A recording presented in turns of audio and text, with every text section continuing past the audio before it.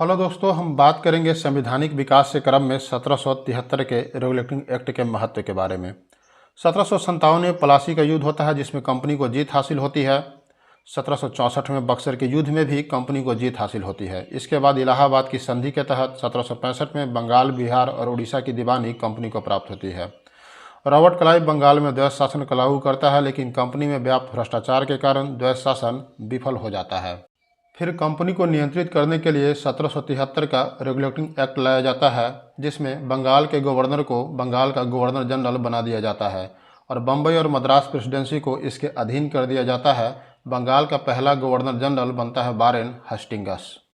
Governor general की सहायता के लिए 4 सदस्यीय परिषद की व्यवस्था की जाती है, जिसका निर्णय बहुमत के आधार पर होता था। गवर्नर जनरल को निर्णायक मत देने का अधिकार दिया गया। इस एक्ट के द्वारा कलकत्ता में एक सर्वोच्च न्यायालय की स्थापना की गई, जिसका मुख्य न्यायाधीश एलिजा इम्पे को बनाया गया। इसमें प्रावधान किया गया कि कोर्ट ऑफ डायरेक्टर्स का चुनाव 1000 पाउंड के शेयर धारक करेंगे और प्रतिवर्ष 1/4 सदस्य सेवा मुक्त होंगे। कर्मचारियों को बिना लाइसेंस निजी व्यापार करने और उपहार लेने पर रोक लगा दी गई।